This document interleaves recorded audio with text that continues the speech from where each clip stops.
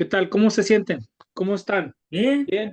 pues gracias a Dios. ¿Se les ha hecho muy pesado? La clase pasada estuvo pesada, estuvo buena. ¿Qué piensan? Muy No, buena. está muy bonita. Yo no me pude conectar, pero la escuché grabada y me pareció muy buena, la verdad. Qué Ujú. bueno que a mí también me gustó mucho, no sé, preparando me di cuenta que traía mucha carnita, traía bastante jugo esa clase. A veces, como les digo, trato de sacarle lo más, exprimirle lo más que pueda, pero no siempre se puede. ¿Cómo vamos con tareas? Hermana Lucy, ¿verdad? Esta última también, la 4, ¿sí? La lección 4, la tercera tarea, que es la de la lección 4. Todavía, hermano Benji, solamente la última tuya no he leído, pero no he tenido tiempo de contestar nada, pero sí esta última sí no la he leído, la que mandó la hermana Erika, las demás sí ya las he leído. Ah, hermana Noche, ¿verdad? Sí, Yo la Sí, sí vi que la había mandado nomás que el teléfono, entonces hasta que llego a la casa y abro la laptop, la computadora, porque no todas, buenas noches María, qué bien que se está conectando Erika también. Sí, a veces que mi teléfono no me permite abrirlas, dependiendo del formato que lo manden, hay veces que no las puedo abrir. sí, Entonces, hasta que sí estoy en casa es cuando puedo venir y ponerme a leer con algunas. puedo decir algo. Claro que sí. Sí, es que al hacer la tarea, bueno, me gustó mucho porque como era nuestra experiencia con el Espíritu Santo, pues me trajo, digo, a lo mejor yo que ya tengo más tiempo en el Evangelio o aquellos que tengamos Evangelio, pues me trajo a memoria muchas cosas que muchas veces nos olvidamos, este, que hemos vivido y quedamos como que no recordamos las cosas que hemos experimentado y los dones del Mm, Espíritu Santo en nuestras vidas. Lo que pasa es que a veces caemos en una especie de rutina, ¿no? O lo damos todo ya por hecho y es bueno recordar definitivamente. Comentaba yo con Yuri después de haber leído su tarea, que su primera experiencia con el Espíritu Santo fue conmigo. Mi y primera conmigo. experiencia con el Espíritu Santo fue en un congreso católico de jóvenes en el centro del Paso. Y fíjense, el mundo tan pequeño, hay una persona, un señor ya grande como 80 y tantos años, a los servicios que tenemos los miércoles en español, es católico. Y él ya tiene los cultos. Y platicando con él, precisamente platicamos de ese evento en el cual yo estuve en el centro del Paso, en el Civic Center, en El Paso. Y me dice, yo estaba tocando músico ese día, fíjense nada más, entonces a veces el mundo es más pequeño de lo que creemos, pero fueron mis primeras experiencias, o mi primera experiencia con algo que fuera más allá de una simple emoción o de sentir bonito, sino algo sobrenatural en mi vida, ¿verdad? Y que muchas veces no entendemos qué es, sobre todo porque falta mucho conocimiento y que la mayoría de los que hemos tenido ese tipo de contactos, hermanos, después de un tiempo, por alguna razón salimos de la iglesia católica y buscamos más conocimiento fuera, buscamos enriquecer nuestro contacto y nuestro conocimiento. Pero la conclusión que llegamos, Yuri y yo, es que en ningún momento nos podríamos atrever a decir quiénes y quiénes no, porque solamente depende de Dios, ¿verdad? Lo único que decide a quiénes toca y por qué los toca. Estaba viendo un documental que hay un gran número de Cristo allá en el Mediano Oriente y a ellos se les aparece Jesús. La mayoría es sueños, visiones y apariciones. ¿Por qué? Porque ellos no tienen ningún conocimiento del Nuevo Testamento, nunca lo han leído, no tienen conocimiento de nada que tenga que ver con Cristo, más allá de saber que existió y nada más. Y entonces el Señor se les revela de otras maneras muy envidiables, la verdad, pero muy hermosas, hermanos. Y muchos de ellos vi donde todos se expresan, pues a mí se me apareció en mi cuarto mientras yo estaba orando y me dijo quién era y otros lo soñaron y otros tuvieron visiones mientras oraban y fueron llevados en el espíritu a ver cosas y se convierten a Cristo, hermano, se convierten y eran musulmanes.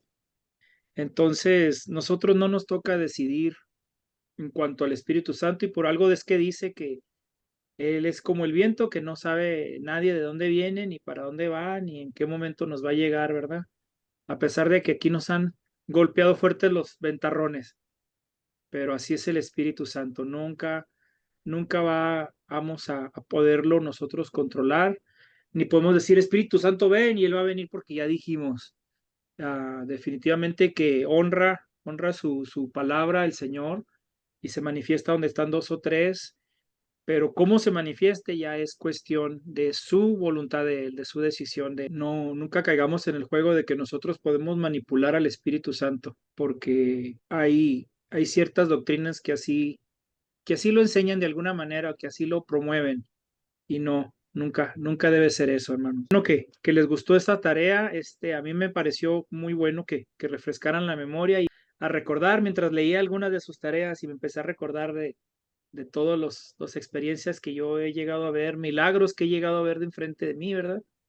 Y que muchos me los negaban, y decían, no, es que ahí todos entran en una hipnosis general, y todos se empiezan a creer, y bueno, hay explicaciones científicas así medio a medias, ¿verdad? Pero empecé a recorrer todas esas cosas bonitas que viví en mi tiempo de pentecostal. Antes de venir a la iglesia del Nazareno, estuve en la iglesia pentecostal, y sí viví muy buenas experiencias. ¿Algún otro comentario? Si no, nos vamos a la clase, pero si tiene algún comentario, no Hermano, se quede con él. Sí, ok, yo tenía la duda de la tarea, a la lectura o a nuestra, híjole, bueno, mi experiencia. sí, No lo enfoqué tan, tuvimos en el libro de Romanos, pero ahí decía que para mí era un poco difícil sujetar mi carne, y el Espíritu me fue enseñando a medida que yo fui aprendiendo como mi gran maestro, ¿verdad? Y mi guía. Él me fue enseñando, y respecto a los dones, el don más precioso que él me pudo dar es el del amor, y es el que él, ese amor, porque como una persona que nunca le enseñaron o nunca le explicaba realmente el cariño, el amor, que alguien le dijera te amo, ¿verdad? Cuando era uno pequeño, adolescente. Y sin embargo, ahora el Espíritu del Señor me ha dado ese don, y ahora yo me hice mi entorno con quien yo convivo. Me dice, ¿por qué te aferras tanto, y por qué aprecias tan de todo? Le digo, porque el Espíritu del Señor me dio ese don, y es un don. Y ahorita, y no me diga nada, yo voy a seguir practicando ese don.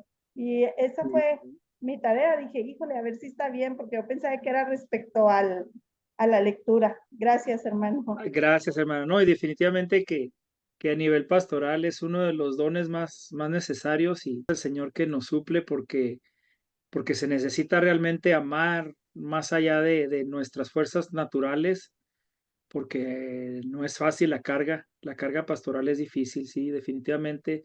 Mi esposa ya me dice, no, pues es que tú ya eres así, y yo le digo, no, el Señor me hizo así. Si usted me hubiera conocido cuando yo era joven, yo no era muy amoroso, no me gustaba, no me gustaba ni siquiera demostrar mucho el amor, pero es que el Señor imparte los dones según son necesarios dentro del pueblo, ¿verdad? Y también por eso, hermanos, es muy importante que tengamos en nuestra posición, en nuestro ministerio delante del Señor y delante de la iglesia, que sepamos cuáles son los dones que tenemos. El Señor nos va a capacitar conforme a la necesidad del ministerio que nos está poniendo enfrente. No, por eso es que no cualquiera puede pararse en un púlpito y predicar, hermano. Y lo digo, o sea, cualquiera lo pudiera hacer, pero no puede hacer, porque a los que el Señor les ha impartido sus dones y les ha dado este llamado, los prepara para tal acción, para tal este ministerio, ¿verdad? No, claro, todos pueden dar testimonios, exhortaciones, inclusive hasta algún pequeño estudio, cosas así, pero al que el Señor ha llamado para ser predicador, el que el Señor ha llamado para ser maestro, le imparte dones específicos que son necesarios para llevar a cabo ese ministerio. Y a veces nosotros emocionados queremos que todo el mundo predique, o que todo el mundo le entre y párese enfrente y dé una palabra, y hay personas que no se atreven ni siquiera a orar, ¿verdad? En público, y ya los queremos empujar a que hagan, y entonces hay que tener ese cuidado, hermanos, de no provocar que las personas agarren una fobia al ministerio en lugar de un amor, ¿verdad? El Espíritu es el que imparte los dones, es el que capacita a cada uno. Y si un tartamudo pudo sacar un pueblo entero de más de 400,000 personas de Egipto y los pudo traer por 40 años en el desierto, es porque el Señor lo capacitó. Más allá de sus capacidades que pudiera tener, sus características, buenas o malas, el Señor lo capacitó con dones para poder llevar a cabo la empresa encomendada. Y eso es muy importante. Entonces, conozca sus dones, busque sus dones y úselos para la gloria del Señor. Ese es el mensaje de la clase pasada, muy, muy recomendable. Hacer lo que el Señor nos mandó usando lo que Él nos ha dado. Amén. Y bueno, pues vamos a comenzar con la clase de ahora, que no es menos importante, hermanos, es también muy, muy, muy buena me parece a mí, pero vamos a ver, ustedes tienen la última palabra en cuanto a eso. Veamos qué es lo que vamos a estar viendo. La mesa del pan de la propiciación es el título de la clase, de la lección. Los panes y el incienso, porque dividí de alguna manera en esas tres diferentes cosas o elementos la clase. Así que vamos a ponernos para que Él nos ilumine en esta noche, Señor poderoso, Padre Santo. Gracias, Señor, por todo lo que nos has dado hasta ahora, Señor, y todo lo que nos has enseñado. Nos hace hermosas, Señor, a través de esta clase y hemos aprendido que primeramente tu plan es perfecto y que segundo, no podemos ir a otro lado, no podemos ir a nadie más porque solamente tú tienes esas palabras de vida eterna, Señor. Solamente tú nos suples, nos aseas, solamente tú nos das, poderoso Padre, lo necesario. Y por eso te pedimos en esta noche, una vez más, Señor, nos toques en nuestra alma, nuestro corazón con esto que vamos a aprender y podamos ser edificados, Señor, y crecer en nuestro conocimiento y en nuestro espíritu y sobre todo en nuestra fe para poder compartir más adelante, Señor, lo aprendido y ponerlo por acción, Señor, y que no seamos como Santiago nos reprime, que seamos oidores, pero no hacedores, sino que también nosotros podamos ser hacedores de la palabra, Señor. Así que nos ponemos en tus manos en esta noche, en nombre del Padre, del Hijo y del Espíritu Santo. Amén. Este cuarto, ya entrando dentro del templo, hermanos, ya terminamos con el atrio, ya vimos todo lo que había en el atrio, ahora ya hemos entrado al edificio, a la construcción cerrada, donde hay dos cuartos. El primer cuarto, que es llamado el lugar santo, el cual tiene una puerta solamente de entrada, hermano. No hay salida de emergencia, no sé, en ese tiempo no había los códigos de los fire marshals, ¿verdad? De los bomberos, que dijera que tenía que tener salidas de emergencia para los que estuvieran ahí, nada, no, este cuarto solamente tenía una sola entrada y era la puerta que estaba del lugar santo en el tabernáculo. Lo encontramos ahí en Éxodo 26, desde el 36 y 37, y dice, el primer cuarto al que entramos es el lugar santo, llamado a veces la primera división del tabernáculo. Es mencionado por Pablo como la primera parte del tabernáculo en Hebreos 9:6. En este cuarto hallamos tres muebles: el candelero, la mesa de los panes de la proposición y el altar dorado. Nadie sino los sacerdotes fueron permitidos entrar en este lugar. Ahora, la puerta, había solo una puerta al lugar santo del tabernáculo y nos da la tipografía que Cristo es el único Salvador. Mateo 1:21, Lucas 19:10 y Hechos 4:12 nos dicen de esa manera que Cristo es el único camino al Padre. También nos dice en Juan 14:6 y que hay un solo mediador entre Dios y los hombres, el hombre Jesucristo. 1 Timoteo 2:5. Ahora, Cristo es la puerta, hermanos, de la iglesia. Cristo es la puerta a todos los. Tenemos que esperar por la promesa antes de recibir las promesas. Solo los que creen pueden recibir el Espíritu Santo y Cristo es el Señor del creyente y no del incrédulo.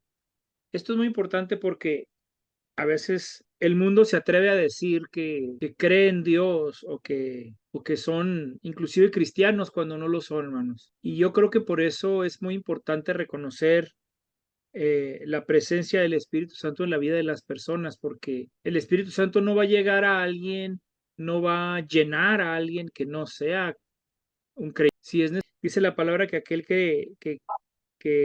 ¿cómo dice? Aquel que le hay. dice, es necesario que crea que le hay, que Dios hay, que hay un Dios. Si no, ¿cómo puede creer en Dios si no cree que hay un Dios? Y muchas personas a veces dicen creer en Dios. Y no es lo mismo creer que existe un Dios a conocer a este Dios en el cual creemos. Y ahí está la gran diferencia y por eso nos marca el tabernáculo, nos da a entender mucho de cómo es lo que Dios tenía como plan original y no la religión o la que los judíos la tomaron, ¿verdad? Una descripción general. Primero que nada, la mesa se dio por revelación, se le dio a Moisés de cómo debía ser hecha y se hizo bajo las especificaciones que Dios le había dado. Y tiene diferentes nombres, se le dice la mesa de pan de la propiciación, que es como lo conocemos normalmente, o le podían llamar la mesa de madera de acacia o la mesa de oro puro, dependiendo de las diferentes sectas judías, sus diferentes nombres. La construcción pues fue hecha con madera de acacia y con oro. Note aquí la diferencia que los elementos que estaban fuera de la construcción del edificio, en los atrios, eran de bronce, eran hechas de bronce. El bronce no se oxida, tampoco el oro, pero el bronce no se oxida, el bronce resiste la intemperie, el oxígeno, el aire, todos los elementos. Entonces, por lo cual eran hechas de bronce. Ahora el oro, siendo también más caro o más difícil de conseguir, un metal más precioso, más puro, se usaba dentro del edificio. Entonces, esta mesa era hecha de madera y luego bañada en oro o recubierta con oro. No, no puedo decir bañada porque no sé el proceso por el cual fue llena de oro. Tal vez se hicieron láminas de oro o se roció con oro líquido, no sé. No nos especifica en qué manera fue hecha, pero sí tenía acacia por dentro y luego por fuera era hecha de oro. Y aquí están en las primeras tipografías que encontramos. La acacia es una madera incorruptible que simboliza la naturaleza incorruptible de Jesús. Estas dimensiones que pedía era que fueran de 2 codos de largo, que son aproximadamente unas 60 a 70 pulgadas. Un codo, no, perdón, 36 pulgadas. Un codo es de 18 pulgadas más o menos, que es la medida entre su codo y ¿cómo se le llama este hueso? El hueso del dedo, donde te empieza el dedo meñique, ahí donde tiene usted la coyuntura, de ahí a la orilla del codo son aproximadamente 18 pulgadas. Personas más chiquitas son menos. Y esa es la medida estándar. Entonces, 2 codos eran aproximadamente 36 pulgadas, lo que es 3 pies de largo. Un codo de ancho o pie y medio y un codo y medio de alto, que casi son más o menos como 2 pies. Así que era una mesa relativamente pequeña, hermano. No era una mesa muy grande, era más o menos de la altura de un escritorio o inclusive un poquito más baja, como, no sé, una mesa de noche, un buró. No era una mesa muy, muy grande, pero sí tenía la mesa, desde la cobertura era la mesa del pan de la propiciación, tiene una capa de oro que simboliza la deidad de Cristo, en que el oro simboliza al reinado, a los reyes. Y luego tenía 2 coronas que llevar, no sé, como grabadas a mano, 2 coronas. La mesa tiene 2 coronas, las coronas están a una mano de separación. Y las coronas muestran a Jesús primero como nuestro rey y segundo como sumo sacerdote. Las coronas también muestran que nunca seremos arrebatados de su mano. Y luego tenía 4 anillos por los cuales se levantaba la mesa con 2 palos grandes de acacia. Son 4 anillos, los anillos fueron hechos de oro y el círculo muestra una señal de infinidad, ¿verdad? De infinito. Pan de vida para las 4 esquinas de la tierra o los 4 rincones de la tierra mencionados en el Antiguo Testamento. Había, como les digo, varas de madera de acacia colocadas a través de los anillos que llevaba la mesa. Con eso la transportaba del lugar para no tocarla, solamente metían las varas por los anillos. Y también las varas eran de madera con una capa de oro. Durante su transporte se debía de cubrir con un velo azul que representa al Espíritu Santo arriba del pan, de los platos y de los otros utensilios. Un velo rojo que significa o representa la sangre de Jesús. Y luego también un velo de lino torcido que es el material con el que se hacían las cortinas, ¿recuerdan? Para por final un forro al último tener un forro que cubría todo. Entre los utensilios había platos para poner el pan, para el vino. Muy bien. En cuanto a la construcción ya vimos las cuestiones generales. Ahora veamos un poquito más profundo, hermanos. ¿Cuál era el propósito de esta mesa? Tal como el altar del incienso y el propiciatorio era hecha de madera de acacia, de oro, de nuevo, como con lengua silenciosa, la divinidad del Hijo del Hombre. La mesa sugiere a la vez el pensamiento de la comunión. Yo creo que todos, al pensar en pan y vino, es lo primero que se nos vino a la mente, ¿no? La mesa del Señor. El pan era el pan de Dios, pero debía ser comido por los sacerdotes únicamente. Dios y los sacerdotes tenían una comunión y un compañerismo en la mesa. Cristo es el pan de Dios. Lo encontramos en Juan 6:33. Vamos a darle lectura a Juan 6:33 para referencia de lo que nos está diciendo. Juan 6, ya lo tenía. Juan 6:33 dice así: porque el pan de Dios es aquel que descendió del cielo y da vida al mundo. Piensen en ello. El corazón sagrado de Dios que se deleita en el carácter y la obra de su Hijo como nuestro Salvador. Encuentra una satisfacción infinita en Él como Redentor y representante del hombre. Pero Cristo es más, es el pan de vida, pan para el hombre. No solamente es el pan de Dios, es el pan de vida, pan para el hombre, así como pan para Dios. Maravillosa gracia. Cristo satisface tanto a Dios como al hombre. Satisface todas las pretensiones de uno y abastece todas las necesidades del otro.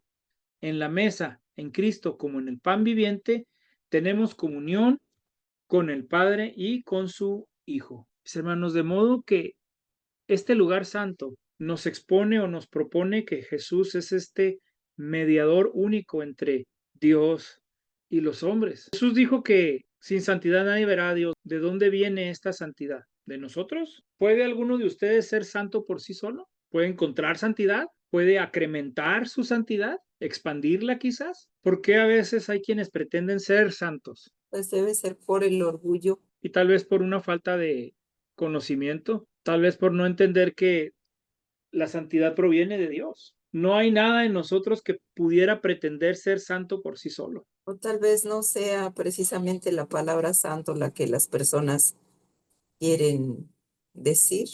Simple y sencillamente, una persona puede decir que no hay nadie o que hay muy pocas personas como ellos o que casi llegan a la perfección. Bueno, esto es en cuestión de aquellos llamados santos con un título, ¿verdad? Ya sea a lo que se refiere usted, pero yo me refiero más a todo el cuerpo en general.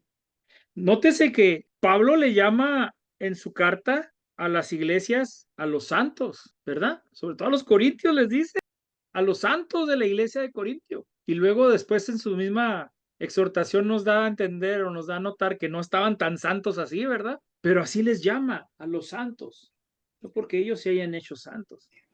Son santos porque creyeron en Dios. Al momento en creer en Él. Exactamente, porque el que santifica es Dios. El que nos aparta de santos o separados es Dios. Si todo estuviera en nuestras manos, hermanos, ¿realmente nos separaríamos del mundo por nosotros mismos? No, Si con toda la ayuda que tenemos del Espíritu Santo, es la palabra, es verdad. toda la ayuda que tenemos de la palabra, toda la ayuda que tenemos del ministerio, de la iglesia, de la familia iglesia, de nuestros hermanos que nos llaman cuando no nos ven, cuando tienen tiempo que no nos han visto, de aquellos pastores o ayudantes de pastor que se toman el tiempo de llamar, de buscar, de visitar. Y todavía así, hermano, cometemos cada catástrofe en nuestras vidas, nunca pudiéramos alcanzar ningún tipo de santidad. No es sino cuando nosotros mismos nos morimos a nosotros, que entonces Dios puede hacer en nosotros lo que quiere hacer. Él es el que nos santifica. Pero si hay algo que podemos hacer, y es consagrarnos, hacer lo que está de nuestra parte, de separarnos de aquello que no nos conviene, a lo que más quede en nuestras fuerzas, porque definitivamente sabemos que en algún momento u otro vamos a fallar, vamos a errar al blanco, pero que por nosotros, en cuestión de eso es consagrarnos. La intención del corazón de mantenerse en pureza y que Dios honra esa intención y Él nos santifica. Él nos ayuda, Él nos da esas camos y que solamente conseguimos a través de Él. Cuando entendemos esto de una manera, caemos en el problema de la confusión, de que yo debo de hacer algo para ser santo, o de aquello a pedirnos un consejo, o que los vemos batallando, porque hay hermanos que a veces son como los luchadores, ¿verdad? Puras caídas y levantadas y brincan desde la tercera cuerda y vuelven a caer afuera otra vez y lo tienen para el ring y que no han entendido esto y que nosotros de alguna manera podemos ayudarles a entender que si siguen propias fuerzas no van a, que es necesario que se rindan al Señor. Y eso nos ayuda a entenderlo, hermanos, mucho, mucho, aunque yo quiero de una manera muy específica. Amén, no se oye amén. Amén. Muy bien. Ahora sí, vamos a ver. Los panes. Miren que me encontré esta foto de una foto real, no es dibujo, de cómo debía ser o cómo era en lo que más se cree, sino tanto cómo está labrada la mesa, porque aquí vemos que las patas llevaron un tipo de torno, ¿verdad? Fueron tornadas. Pero sí podemos ver las dimensiones exactas, sí podemos ver los anillos, las varas y sobre todo cómo está acomodado el pan. 12 panes estaqueados en 6 de un lado y 6 del otro. Panes hechos con harina bien fina y agua nada más. Sin levadura. Y en medio el vino, los utensilios y encima de los panes el incienso. Con incienso por encima. Me gustó mucho esta foto, por eso la agregué. Porque no sé si de museo, no sé, no creo que la puedan tener en alguna sinagoga, no lo creo. Lo que no encontré en ella es las coronas, que se supone que en estas áreas debe de tener 2 coronas labradas a mano. No las veo aquí. Estos panes, Éxodo 25:30 nos habla del pan y dice que es hecho para pedir o para declarar. Es conocido como el pan de Dios o el pan de la continuación o la continuidad de Dios. El pan de la presencia. Su presencia es continua. El pan de cara, que no encontré nada de por qué le llaman así, no sé de dónde lo sacó el autor. Y el pan de orden o de convenio. ¿Por qué? Porque es el pan más marca el pacto con Dios. Por eso se le llama el pan de convenio. En Levíticos 24:5 se vuelve a hablar de estos panes y dice que había tortas horneadas con harina fina. Cada torta era de 2 décimas de efa, 2 décimas. El pan de la propiciación es característico de Jesús como el pan de vida. La mesa es característico del cuerpo de Cristo y el pan estaba hecho de maíz que se molió hasta que se convirtió en harina muy, muy fina. El pan estaba completamente horneado. Como sabemos, Jesús pasó por el fuego en el Calvario también. Conforme vamos viendo las diferentes características, vamos encontrando las similitudes o tipografías que hay. El simbolismo. ¿Qué significan los 12 panes? Pues sí, muy sencillo, ¿verdad? Las 12.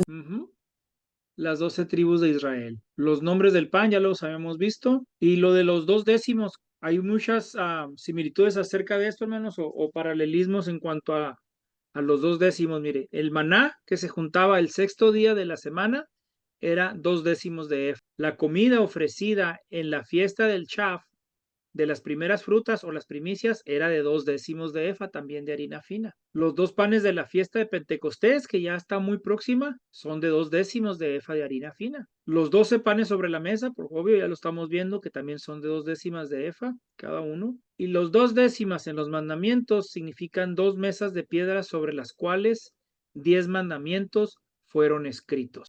Y también significa la orden o la ley. Los panes estaban colocados en 2 hileras de 6 sobre la mesa enfrente del Señor, simbolizando también de alguna manera la ley dada por Dios a Moisés allá en el monte. Si puedo comentar algo, Claro que sí. acabo de decía pan de cara o de rostro porque estaba continuamente frente al rostro de Jehová. Ah, sí. Pues bueno, eso encontré. Ok, yo no busqué mucho, pero no encontré nada en todos los escritos que leí. Pero pues tiene sentido, ¿no? Pan de cara, aunque la mesa iba en un lado del lugar santo. Vamos a dársela por buena el que lo escribió. Amén. Gracias, mi hermana. Dice, nos parece que mientras que la mesa hecha de madera y oro representa a Cristo en su naturaleza doble como Dios y como hombre. Por eso, acacia y oro. Los panes representan su propio carácter moral y también el carácter de su pueblo en unión con sí mismo. La harina es el producto de la tierra y la necesidad del hombre. El cuerpo humano de Jesucristo se puede ver aquí. Su vida terrenal era como la harina fina, perfecta en su blancura. Aunque la harina tenía para formar panes, era harina fina todavía. La cocción no cambió el carácter de la harina. El Señor Jesús no tuvo pecado, por lo cual no. Sin embargo, sufrió por el pecado. De hecho, fue horneado en el horno caliente de la ira de Jehová. Hecho por nosotros maldición, dijo Pablo en Gálatas 3:13. Todo el pueblo de Dios se puso delante de él por medio de estos panes y se afirmaba sobre lo único que era capaz de soportarlos, la mesa de oro. Y era renovado cada día de reposo. Este pan, hermanos, cada día de reposo, cada sabbat, se ponía un pan nuevo. Así que el viernes andaban horneando y en cuanto llegaba la puesta del sol, se ponía el pan nuevo y el pan viejo lo comía Aarón y su familia. Solamente el pan de su presencia debe estar siempre fresco. Claro, Cristo, como el pan viviente, es siempre fresco a los ojos y estimación de Dios. Estos 12 panes representaban las 12 tribus de Israel. El pan era una metáfora común en todo el Antiguo Testamento, así como en el Nuevo Testamento. Representaba la vida y Dios era el dador de vida. En el Nuevo Testamento los discípulos partieron el pan con Jesús durante la última cena. El pan en ese caso representaba la vida de Jesucristo. El dador da vida para toda la humanidad, incluidos los gentiles. Así, el pan en la mesa de la proposición representaba la proposición de Dios para Israel, tanto a través del maná en el desierto como Dios Todopoderoso, Creador y Dador de vida. El tabernáculo de Moisés fue un reflejo de la gracia y el amor de Dios hacia la humanidad en todos los sentidos.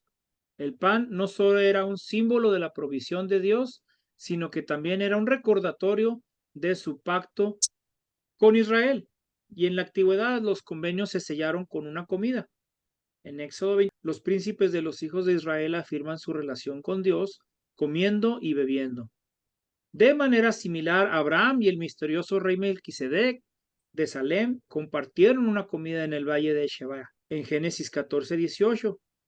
Entonces Dios compartiría esta comida con su pueblo en el tabernáculo de Moisés. Aquí hay dos puntos muy importantes. En el tabernáculo de Moisés sí estaba el arca del pacto dentro del lugar santísimo, pero en el nuevo templo ya no estaba, ¿verdad? El arca se perdió cuando el pueblo fue conquistado y llevado a Babilonia. El arca nunca más se supo, no se menciona nada más del arca. La tradición judía dice que el arca fue escondida, que en el momento en que Israel se vio perdido, hubo quienes tomaron el arca del pacto y la escondieron. Hay por ahí un video de un hombre que asegura haber encontrado el arca y asombrosamente la encontró debajo del monte de las calaveras, una cueva, donde precisamente la sangre de Jesús derramó por el madero y cuando la tierra tembló, se partió la tierra y esta sangre roció y bañó el arca. Esto es pura, sí, especulación, porque no quiero decir ficción, porque no es ficción, pero no hay sino solamente un video del personaje que lo encontró. ¿Te recuerdas tú el nombre, Juan? No, pero ahorita te lo busco. Sí vi el video. El problema que estaba ahí es que cuando el hombre quiso regresar con más descripción a donde fue, no lo dejaron entrar más a Jerusalén, no a Jerusalén, a Israel, y le prohibieron regresar. Entonces ya falleció.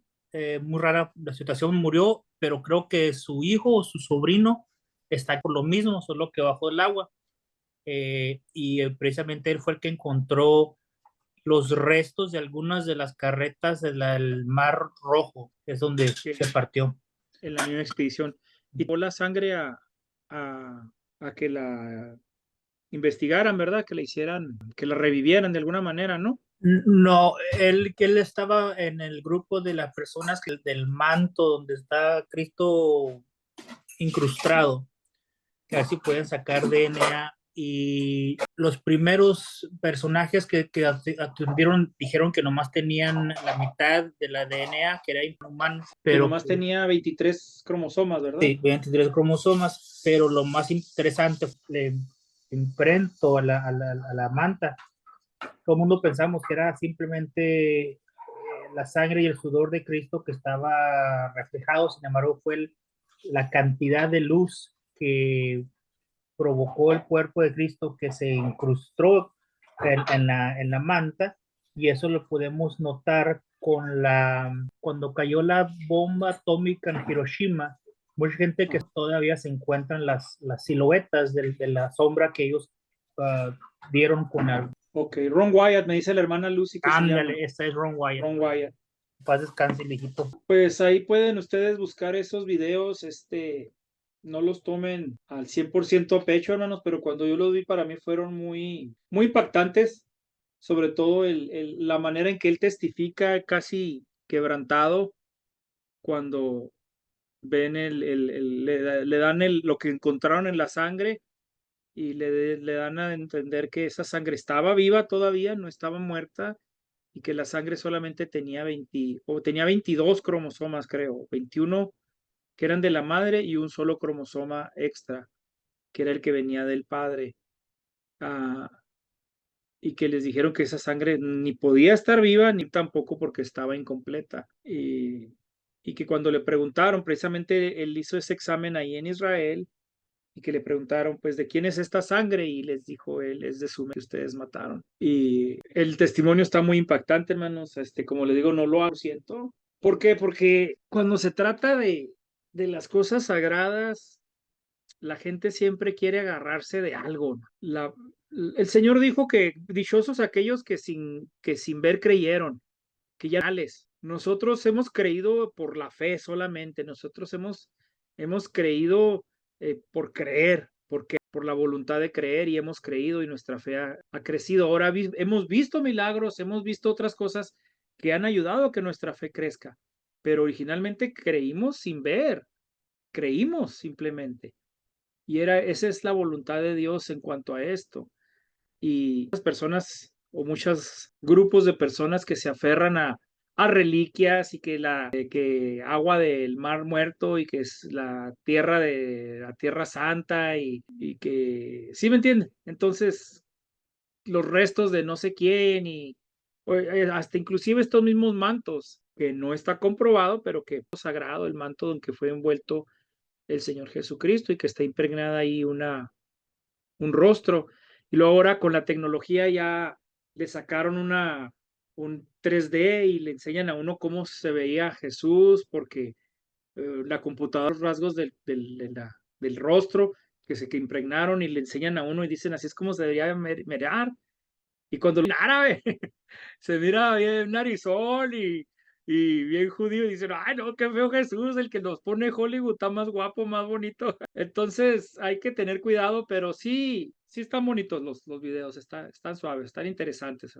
Ahora, lo segundo es esto: en el templo en el que Jesús le tocó entrar, sí había una mesa de pan de propiciación, sí había un candelabro, había un altar de oro, pero dentro del lugar santísimo no estaba el arca del pacto. Cuando en los años 70 después de Cristo, los romanos destruyeron el templo, lo quemaron. Jesús dijo que no quedaría piedra sobre piedra, y así fue.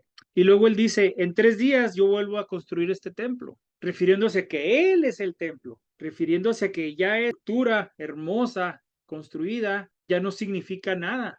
Ahora Él es el templo, ahora Él es nuestra propiciación, Él es nuestra expiación, y Él es esta comunión con el Padre. Por medio de Él podemos tener entrada para con el Padre. Él es la puerta, dice, yo soy el pan. Todo lo que nos dijo o lo que hemos leído en los evangelios durante esta clase, estamos viendo que para aquellos que estaban en su tiempo sabían específicamente a qué se estaba refiriendo. Cuando les hablaba del pan, sabían a qué se refería. Cuando les hablaba de la puerta, sabían a qué se refería. Nosotros hoy en día oímos la puerta y nos imaginamos cualquier puerta, la del closet, la de la lavadora, la del refri, cualquier puerta. Pero en el simbolismo judío, decir yo soy la puerta, en la mente de ellos estaba esa puerta. La única puerta, era la única puerta que tenía intención esa y a las ciudades. No había más puertas que importaran en su mente. Entonces, ahora con esta clase estamos entendiendo un poquito mejor cómo pensaban ellos y las palabras de Jesús, cómo les retumbaban a ellos, cómo les tenían un diferente sentido del que nosotros podemos encontrar. Amén, hermanos. ¿Ha usted sentido un cambio en cuanto a eso? ¿Alguno de ustedes? Hoy entiendo un poquito más de la reacción de los judíos, de la reacción de los fariseos en cuanto a las palabras de Jesús. Pero ellos se podían relacionar, ¿no? Y nosotros, Luis, ¿no? Que es algo y lo relacionamos con el mundo de ahorita, lo que vemos, lo que sentimos, lo que es familiar, está familiar para nosotros, pero como ellos sabían exactamente lo que se hablaba, y yo creo también por lo mismo como que se habla de esto, o sea, porque si está ahí, o sea, esto no puede ser, ¿no? O sea, y tal vez eso ayudó a que no creyeran, ayudó a que no sé si hasta lo tiraban de loco, digo, por lo que decía, ¿no? O de blasfemo. Inmediatamente decían, herejía, blasfemia. Sí, exacto. Y ahorita que hablas acerca de relacionarte de algo, por ejemplo, yo originalmente soy de Mexicali, Baja California, que hace un calorón ahí también, ¿no? Es desierto.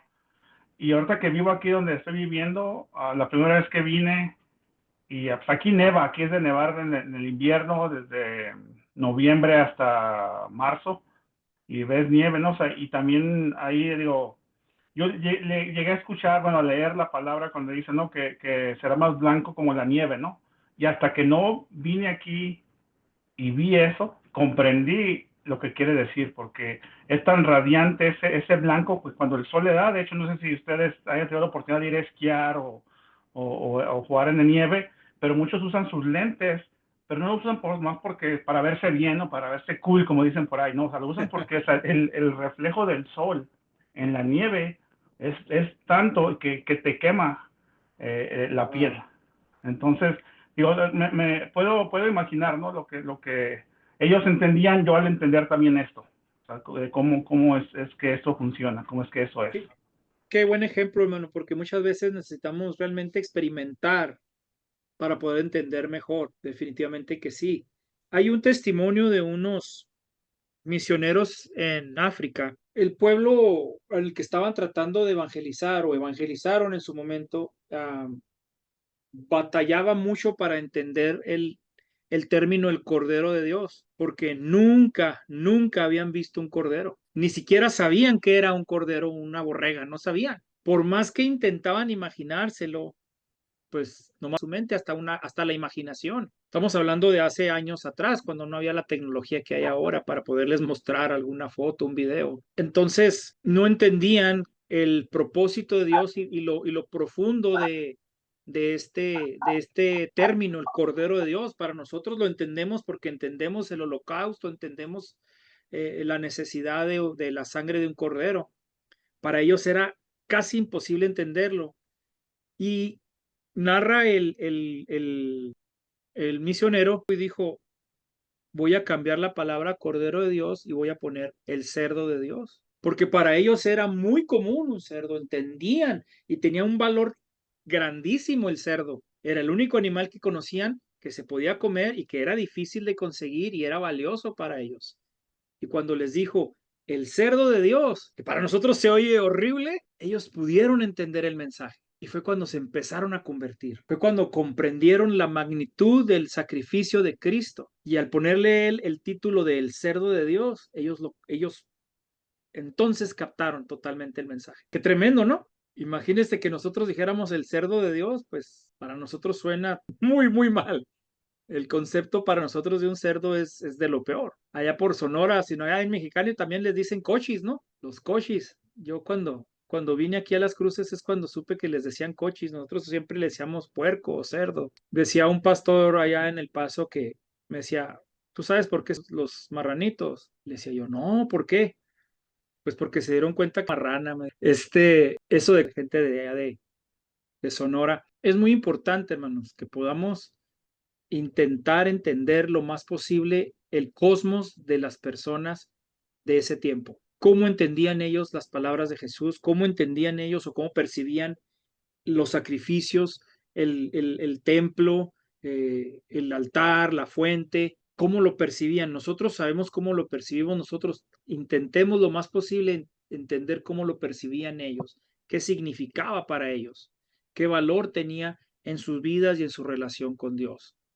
Y vamos a entender muchísimo por qué actuaron de la manera que actuaron, inclusive por qué llegaron al extremo de crucificar al Señor Jesucristo, de buscar su muerte. Eso es muy, muy bueno a mí. Hermano, ¿puedo compartir algo? Claro que sí. Ok, recuerdo cuando estuvimos en el seminario que miramos una clase llamada Transmitiendo a Cristo transculturalmente. Sí, ¿Se mi hermano recuerda? Roberto Rodríguez, ¿no? Sí, él bueno, no, a mí me la dio otro maestro. Ajá, La tuvimos con otro maestro anteriormente. sí. Entonces, es ahí donde uno muchas veces cae a la cuenta de que vienen personas con cierta forma de ser y la verdad, ¿cómo se dice? Las crucificamos, ¿verdad? Ay, esta señora, híjole, hermano, yo me sorprendo mucho y cuando yo le pregunto, bueno, hermana, dígame, ¿de dónde es de México? Dice, oh, pues soy de Veracruz. Dije, oh, órale, ya sé. Entonces, qué difícil es, hermano. Y era que nos transmitía en esa clase que cuando van a África, la forma como adoran a Dios en África, ¿verdad? Entonces no puede ir uno y satanizarlos. No estén adorando a Dios así. Pues es cuando entra lo que decía el hermano. Hay que aprender a llevar a Cristo transculturalmente. Entonces me imagino que en esos tiempos, como hoy, había diferentes costumbres dentro del área donde evangelizaban los discípulos.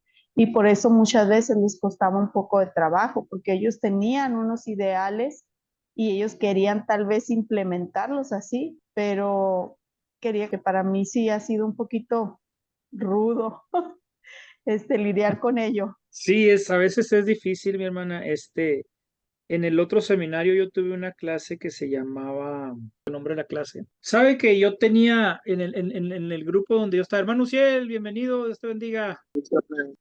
Tuve un tiempo que a mí se me racista. Había en específico, de racista, había específico una hermana, también estuvo en la escuela conmigo y ella me pidió perdón, me dijo que ella tenía en su pensamiento que yo era racista porque yo me creía muy, muy gringo, yo me creía muy gabacho y porque en alguna manera en algún tal vez acerca de los emigrantes se sintió para la manera de ellas, lo sintió como racismo. Entonces en esa clase aprendimos que cuando hay dos culturas que está absorbiendo, en este caso que es la de Estados Unidos, y la cultura que viene, que vamos a decir sea mexicana, por decir, hay cuatro eventos que pueden ocurrir. La primero es que la cultura que está llegando se resiste a ser absorbida por la cultura nueva, se resiste y se quiere mantener en su cultura y entonces vemos estas personas que comen menudo los domingos y sacan la bandera y no quieren aprender inglés y se resisten a ser absorbidos por la cultura nueva. Y yo cuando viví en México, yo no comía menudo todos los domingos, de veras que no, mejor aquí lo hace uno que allá. Y luego hay otro grupo que es el grupo que es totalmente absorbido por la cultura nueva y se olvidan de sus raíces, se olvidan de todo y son totalmente absorbidos y empiezan a aprender inglés y aprender todas las cosas acerca de la nueva cultura. Luego hay otro grupo que es el grupo de los biculturales, que son aquellos que no dejan, no abandonan su cultura nunca, pero sí absorben la cultura nueva. Entonces son estas personas que saben de Pedro Infante y de Frank Sinatra, que saben de la historia de México, Morelos y Iturbide, y saben también de Washington y de Jefferson, y, ¿me entienden? Entonces, las dos culturas las sostienen. Y hay un cuarto grupo que es el grupo que huye de su cultura, pero no se deja absorber por la cultura a otra cultura secundaria, que son, por ejemplo, los hispanos que terminan casándose con los negros o con los asiáticos y encuentran un refugio en otra cultura, pero no dejan de todas maneras ser absorbidos por la cultura original. El caso es que cuando aprendimos esto y las especificaciones de cada cosa, me llamó esta hermana y me dijo, hermano, acabo de ser racista, sino que usted es bicultural. Quiero pedirle perdón porque he aprendido con esta clase que usted no es la persona que yo creía que era. Y créame que a mí me dio por un lado risa, pero por otro lado me dio preocupación porque yo dije, ¿por cuánto tiempo esta hermana habrá tenido ese concepto de mí? ¿Por cuánto tiempo y cuántas más personas pueden haber sentido lo mismo de mi parte? Y en mi afán de ser bicultural y conocer las dos culturas y explorarlas y representarlas y ah, mostré algo que realmente no era. Y esa clase también nos ayudó mucho para entender que nosotros no podemos juzgar de la misma manera ni con la misma vara a los judíos como a nosotros mismos, ni como al americano, porque usted va a una iglesia americana y usted ve que hablan de una manera diferente, muchos bailan, otros toman y lo ven tan normal. Y luego vamos a una iglesia hispana y cuidado que llegue la hermana con pantalones, ¿verdad? O sea, hay varios extremos aquí. Entonces, dependiendo de cada cultura. Y yo creo que la conclusión final, hermano, es que tenemos que adoptar la cultura de Cristo. Esa es la conclusión final, que tanto una cultura como otra debe de hacerse a la cultura de Cristo. Taylor, Ajá. Fulton Taylor es uno de los misioneros de los cuales se ha aprendido más ahora los misioneros modernos, precisamente porque él abre como el campo de adaptarse a la cultura o a la cultura a la que se va a hablar del Señor. Porque antes como que se batallaba creyendo como de educarlos, ¿no? Hacia nosotros, pero Hudson Taylor abre ese campo hacia donde vayas, o sea, empieza a observar, empieza a actuar, empieza a ser como ellos para que te puedan, Definitivamente que sí, mi hermano, porque evangelizar no quiere decir culturizar. ¿no? Y Pero sí el primero que hizo pasa, esto, ¿no? hermanos, sí. Sí, pero sí pasa que cuando pasas mucho tiempo en un lugar, los modismos, la manera de hablar, la manera de actuar, sí se te pega, sí empiezas a hablar como las personas, porque a mí me tocó vivir en México y luego yo llegaba acá a mi tierra, como allá como los de México, y luego me tocó vivir en Yucatán. Y también se pega Vale. y a veces no lo puedes evitar. Tengo también una prima que se casó con una persona y ella habla como su esposo, ya se le pegó. Así es. Entonces, Yo creo que sí, el habla es lo más fácil, lo más sencillo que porque más rápido se pega. Pero el primero que expuso este concepto, hermanos, y que muchos lo pasaron por de largo, fue Pablo. Griego con el griego, me hago judío con el judío, me hago gentil con el gentil, todo conforme a ganar a Cristo, a ganarlos para Cristo. Él lo dijo. Pablo entendió que la cultura no le iba a ganar a él y que él no iba a ganar a nadie por medio de la cultura. Entonces se hacía la cultura de aquellos a los que está evangelizando. Y pues si yo con el griego, pues me hago griego, con el judío me hago judío. Y nos habla de esta capacidad de, de camuflajear la cultura propia o mejor aún, adoptar la cultura de Cristo y hacerla De hecho, para que se amolde a los demás. Sí, hermano. algo que yo he aprendido, hermano, y que sigo aprendiendo es a tener una inteligencia relacional con las personas, sobre todo cuando somos de culturas diferentes o de idiomas diferentes. Por ejemplo, ahora que fui a la sierra, me tocó dar la enseñanza. Entonces, mis hermanos tepehuanos usar, porque tiene que ser el más simple de los lenguajes para entender por la diferencia de cultura y de Así idioma. es. O sea, no dominan el español al 100%. Entonces, yo tengo que buscar las palabras más simples para predicarles.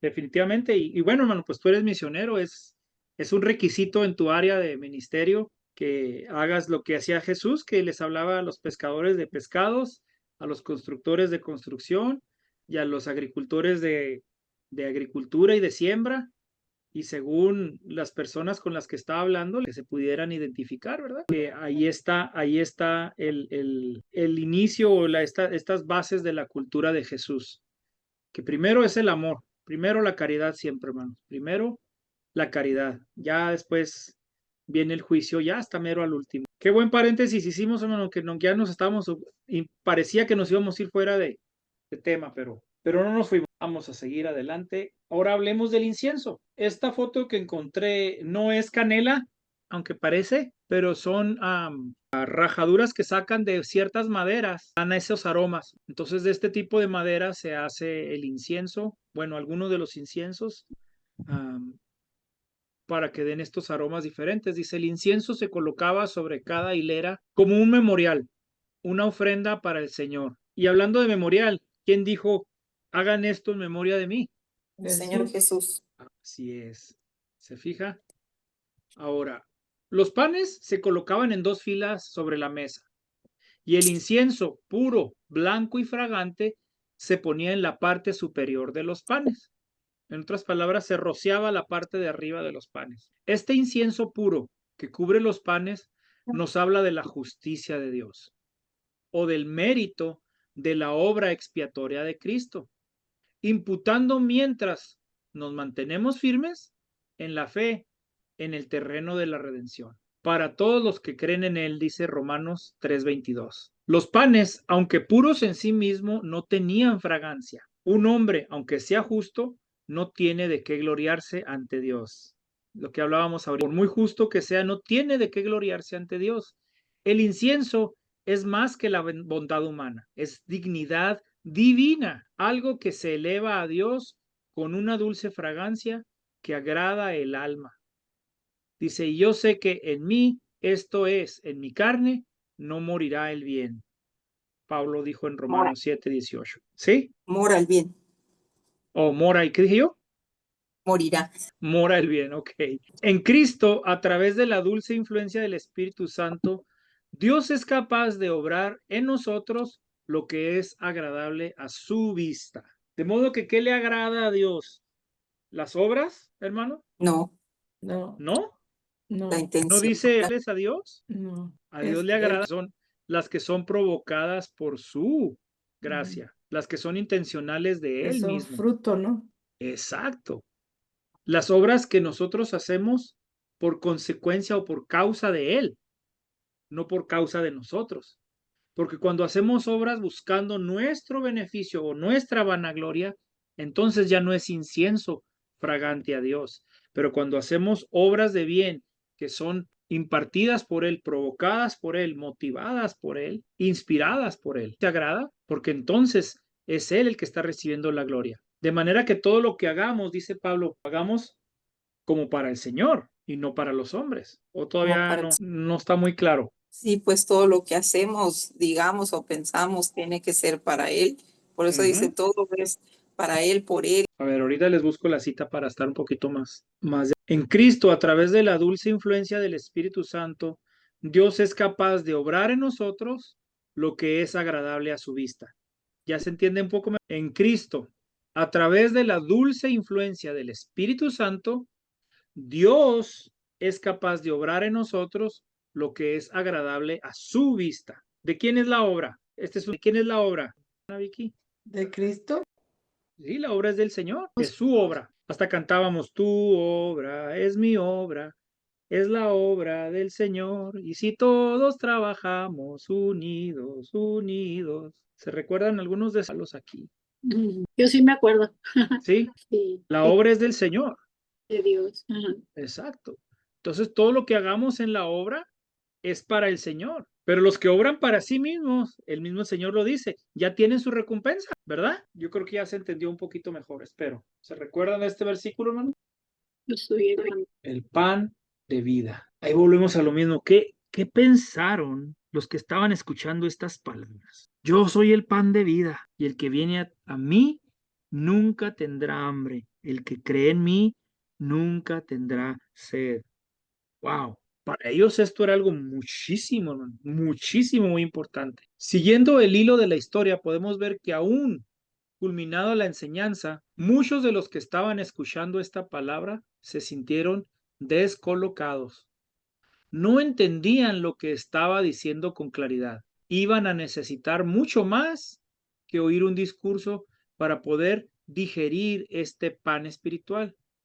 Era necesaria la fe para que pudiesen llegar a acceder a esta saciedad eterna. Romanos 1:17 dice: He aquí, tú tienes el sobrenombre de judío y te apoyas en la ley y te glorías en Dios y no conoces su voluntad e instruido por la ley apruebas lo mejor y confías que eres guía de los ciegos, luz de los que están en tinieblas, instructor de los indoctos, maestro de niños, que tienes en la ley la forma de la ciencia y de la verdad. Gálatas 3:26, insensatos Gálatas. Gálatas 3:26. Pues todos sois hijos de Dios por la fe en Cristo Jesús, porque todos los que habéis sido bautizados en Cristo, de Cristo estáis revestidos. Por lo tanto, Jesús como el pan de vida representa claramente este maná que desciende para impedir que el pueblo perezca en medio del desierto. Es el alimento básico del que se nutrieron sus antepasados, pero de igual forma es la mayor expresión de vida que conoce el cristiano en nuestra actualidad. Este versículo es importante para nosotros porque nos muestra la importancia de Jesús en nuestras vidas. Él es nuestra fuente de sustento y es la única manera en que podemos encontrar verdadera satisfacción. Como lo dice Jesús en Juan 6:35, el que a mí viene nunca tendrá hambre. El que en mí cree no tendrá sed jamás. Él es el único que puede satisfacer nuestros deseos más profundos y concedernos la vida eterna. Una vez más podemos ver de lo que hablábamos. Para el judío el pan era algo de suma importancia. Cada viernes se reunían en las casas a partir el pan entre ellos, como un ritual. Cada fiesta de las 7 fiestas judías compartían pan entre ellos. Y aparte, se les hablaba constantemente del maná que había venido del cielo para sustentar a sus antepasados por largos años. Es como ir a hablarles a los africanos de agua. Si algo es importante para los africanos es el agua, porque no la encuentran, no hay. Y cuando logran tener agua es de lo más preciado para ellos. Este domingo pasado el video de proporcionar nuestra iglesia allá en África y de cómo se gozaban al estar sacando el agua del pozo, pero gritaban. Para ellos el agua es lo más esencial. Hablarles de agua es hablarles de algo tremendo y para nosotros a veces abrimos una botellita y ¿cierto o no es cierto? En las fiestas andamos juntando más y en la iglesia también más botellas a medias que qué. Ya hasta sacaron unas botellitas más chiquitas porque pues la gente nomás se toma la mitad, botellas a medias. Para nosotros el agua no es algo del otro mundo, ¿sí, hermano? No se le da valor. No, pero hay cosas que sí. En uno de los que nosotros tenemos por acá, Ajá. cada pozo de agua que se excava cuesta como $100,000. Ok. Y de 10 que se han hecho, solo 3 han sido de agua. Los otros han sacado agua salada. Sí, o sea, no apta para consumo humano. O sea, Ajá. se pueden sembrar, pueden hacer otras cosas, pero potable solamente 3 pozos han salido buenos. Qué sentimiento de fracaso, ¿no? Haberle invertido Sí, toda esa $1 millón fuerza y trabajo por 3 pozos, bueno. y sacar un pozo y que salga el agua mala. Wow. ¿Y por qué es eso? ¿Hay una razón? Porque a los mantos acuíferos no todos son buenos. Pues son los suelos. Sí, los mantos acuíferos que están abajo en las profundidades de la tierra pueden estar en contacto con azufre o diferentes químicos que la hacen no apta. Entonces al salir, pues así salió el agua y pues ya la sacaron. Se usa para regar, se usa para otros, para la agricultura u otras cosas, pero no se puede tomar. O tendría excesos muy grandes de filtración. Otros $100,000 nomás para el puro filtro. Sí. Así es.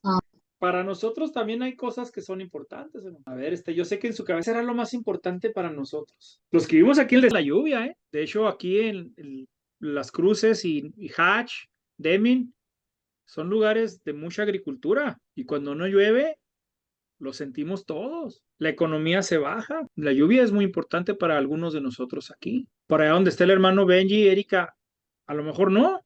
Allá le sobra el agua y dónde pescar también, pero puede que haya otro elemento, otra necesidad que sea más valiosa. O allá Juan, en el lado de Dallas, nuestro hermano Ciel, para allá para el sur, donde anda, o donde a veces se localiza por allá por Durango, no, Guanajuato, ¿dónde? Que las frutas eran muy caras en Estados Unidos. Son muy caras. Lo que aquí puedes comprar barata, una sandía, por decirlo así, allá la compras muy cara. Pues No sé si sí, sea en todos los estados, pero ah, sí me hay tocó algunas alguna frutas vez. que son más accesibles, pero en general todo lo que es de producción del campo es caro. Este, porque también el chile y todo, pero lo que no se produce aquí, pues sí es muchísimo más caro, porque nos lo vienen a dar hasta, ahorita anda hasta un aguacate, Un solo aguacate, 60 pesos. $3, ajá. Lo que acá a veces está eso, 1 kilo. Entonces sí hay algunas cosas más caras, pero no nos desenfoquemos del tema de que Jesús les está hablando de algo que para ellos es de suma importancia, alta estima sobre el pan. Nosotros el pan, tenemos panaderías, vamos al Walmart y hay marcas para pelearnos, si de una marca, de la otra, de la otra. Y mucha harina. El pan para ellos y en ese tiempo era algo de suprema importancia. La preparación del pan, el conseguir el grano, el molerlo. Muchas de las mujeres preparaban su propio pan desde cero. Allá sí era pan artesano. Las mujeres molían su trigo, molían su maíz, hacían esta pasta de harina y luego la amasaban y luego la cocinaban. Tenían que juntar la leña para el horno. Es trabajo. Y no podía faltar el pan en la mesa como los frijoles en la mesa del mexicano. Entonces, era de suma importancia. Y el decirse, yo soy el pan de vida, era un golpe en el pecho de los judíos, era un estruendo, era, ay, ¿qué acaba de decir este hombre? El pan de vida. ¿Sí me explico, mis hermanos? Amén. Algo sumamente importante para ellos. Creo que de esas cosas te das mucho más cuenta cuando vives, por decir, en un ejido, en un pueblo pequeño, donde es más eh, visible las necesidades, donde hablas más con la gente y que la gente te dice, no ha llovido, no hay pescado, no puedes, no hay, vas a pescar y no hay nada, hay sequía o hay, por decir, a mí me tocó vivir en Tabasco y pasaban cosas así, entonces es más, El concepto y sí lo estamos entendiendo, hermanos, pero si queremos hablar de necesidades, las necesidades están en la ciudad, ¿verdad, hermana Vicky? Ahí es donde están los verdaderos necesitados, ¿verdad? Amén. La hermana Vicky sabe de esto. Sí. La hermana Vicky tiene su propia patrulla espiritual para niños. Tazos dorados pequeñitos, ¿verdad, mi hermana? Sí, mi hermana, estamos rescatando niños de la calle. Imagínense, aquí en la ciudad, donde se supone que hay todo, se sufre 10 veces más que allá en el rancho. Sí. De hecho, acá comer, porque, por ejemplo, ahorita que hay nopales, vas y cortas nopales, el melón, la sandía, el chile, todo llega hasta aquí, hasta la mesa. Si no tienes gas, te vas a la leña. Fíjense, hermanos, el año pasado fuimos mi esposa y yo a Oaxaca de paseo. Y yo en una intención de no quedarme en las grandes ciudades ni en estos lugares tan turísticos, encontramos una playita allá, me acuerdo cómo se llamaba el pueblillo ese, pero está cerca de otro pueblo que está igual de pobre que se llama Pochutla.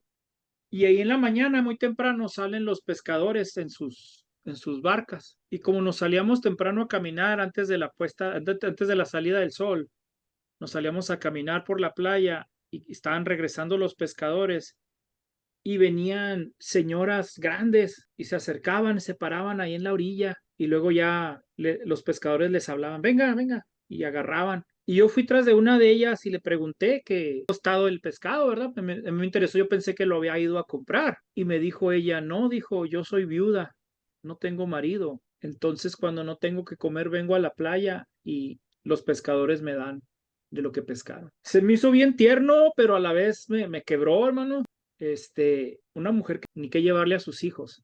se acercó a la playa y los pescadores, ya saben, ellos pescan para poder sobrevivir también ellos, pero de las mujeres que se acercaban ahí, les hablaban y les daban, les compartían de lo que habían pescado. Me tocó ver pobreza, hermano, realmente. Y si creemos que acá hay pobres, hay lugares donde la pobreza es tremenda, es extrema, pero sí, sí estamos entendiendo el concepto, sí estamos entendiendo el tema. Y es que es importante que veamos esto a su profundidad, porque si no lo vemos contemporáneo, si no lo vemos con lo que vivimos hoy en día y lo que vemos en nuestro cosmos, no lo vamos a entender por completo. ¿Qué es la importancia del pan? El pan es símbolo de Jesús como pan de vida. En el pan encontramos vida de sanidad, vida de sanidad. A ver, hermanos, acompáñenme a este versículo. ¿Cuál? Ahí les va, ahí les va. Primera de Corintios 11, a 29 y 30. Dice, porque el que come y bebe indignamente, discernir el cuerpo del Señor, juicio, come y bebe para sí. Es lo que dice el 30. Por lo cual hay muchos enfermos quitados entre vosotros. El 20. Por lo cual hay muchos enfermos y debilitados entre vosotros, y aún muchos duermen. Según la tradición, no sabía que los apóstoles comían ellos el pan y no se enfermaban. Hay una tradición muy fuerte que después fue adoptada más por el catolicismo, de que el que comía la cena del Señor mantenía sanidad sobre sí mismo. Y me encanta porque nuestro pastor, cuando imparte la Santa Cena, cuando está hablando del pan y estamos presentando el pan delante del Señor, dice, por tus llagas fuimos sanados. Que sí es verdad, que si el acto de la comunión me trae a mi sanidad a mi cuerpo. Y nada más, no caigamos en la metafísica ni en las creencias de ese tipo. Bien, a mí me ha tocado, como tenemos el comedor en la iglesia, nos compartimos cada sábado y cada domingo comida. Y una persona me dijo, cuando ella llegó a la iglesia traía el estómago así bien como inflamado. Y ella siguió yendo al comedor y todo. Y un día ella testificó que a través de la comida del comedor, ella había recibido la sanidad. Yo vengo, pastora, y como con ustedes en la mesa y todo. Dijo, mire, mi estómago se ha sanado. Y pues un testimonio muy bonito, hermano. Qué hermoso, sí. Ahora, no crea como yo, a lo mejor usted cree diferente y no va a decir, no, el hermano Luis dijo que si yo como, yo me voy a sanar. No, pero sí es eso. Y también los judíos tenían tanta importancia con el pan que no, ellos lo cortaban con las manos, lo partían, porque usar el cuchillo era como como matar, como de una persona. Sí. Y en la tradición de ellos también, si ellos estaban comiendo pan y llegaba, ellos no dejaban el pan a un lado para recibir la visita. Ellos no podían ignorar el pan o hacerlo a un lado, sin tanta importancia que hasta que lo terminaban de comer, ellos recibían a las personas que llegaban. Primero como, ahorita y pásenla y espérenme. Pero no era tanto por comer, sino por el pan. ¿Por el pan? Por darle la importancia al pan. De hecho, le dio en las manos y lo partió. Y luego lo dio a sus discípulos. Qué bonito, eso me cautiva. La manera de los judíos, como valoraban el pan. Y cuando él dijo, yo soy el pan que descendió del cielo, choque. Sí, tremendo. También por eso los fariseos se molestaban, porque ellos partían el pan primero. No hacían estos rituales de limpieza, de lavarse y mojarse 3 veces, y a los lados, y la otra vez otras 3 veces, y luego ya la 7ª vez, y ahora sí ya hicieron el ritual, ahora sí vamos a partir el pan. No, así nomás lo agarraban y vámonos. Y los fariseos se molestaron mucho también, mucho. ¿Sí, hermana? Una pregunta, en 2 Samuel, donde David agarra el pan y se lo permite comer. El de la proposición. ¿Por qué? Pero se le permitió o él se aventó. Sí, él agarró. ¿No? Él se permitió a sí mismo, ¿no? Era el rey. Pero yo pensé que eso se lo habían dado.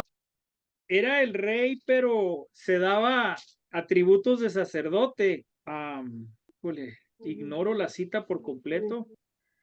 Segunda de Samuel. Primera de Samuel 21. Primero. A ver. 21. Sí, del 1 al 6. Pues acuérdense también que los sacerdotes tenían, ellos, los levitas podían comer de lo que había en el lugar santo. Sí, pero siendo sacerdotes, siendo parte. Y desde que lo leí, dije, voy a preguntar. Y ahora que estamos compartiendo, dije, voy a preguntar. Eran los sacerdotes Sí, el los sacerdote que le se lo habían da. dado y después creo que le preguntaron, ¿te lo puedes comer si nadie se ha acostado con alguien o en un cierto tiempo?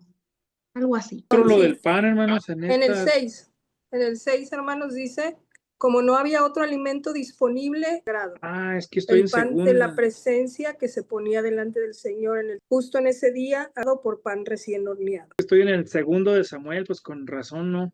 Ahora sí. Estoy leyendo acá que los huesos de Saúl, y todo digo, no, pues ¿dónde están? Sí, ¿por qué? Porque no están escondidos, ya tienen días y le que hay de comer. Oh, sí. Y le dice, dame 5 panes o cualquier otra cosa que tengas. Y él le dice, es que no tenemos pan común. Y es cuando le tenemos es el pan sagrado, el cual lo pueden comer, como dijo María, si tus jóvenes no se han acostado con alguna mujer recientemente. Le contesta, no te preocupes. Nunca permito que mis hombres estén con mujeres cuando estamos en plena campaña.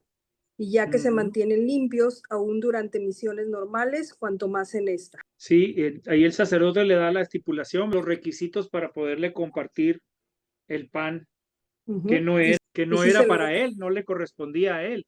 No. Pero volviendo a Pablo y Primera de Corintios, hermano, ¿por qué honestamente que tenemos la cena del Señor? Pues es para recordar su sacrificio. Okay. Sí, pues es una ordenanza que él dejó para hacer esto en memoria de mí. Y cada vez van a recordar mi cuerpo que fue flagelado por ustedes. Entonces es simplemente un símbolo para recordar. Pensaría yo por lo que a veces se dice, ¿no? Que nos pongamos a cuentas con Dios antes de hacer. Entonces, yo creo que eso es, si no es la mayor, pero una de las razones, ¿no? Recordarnos.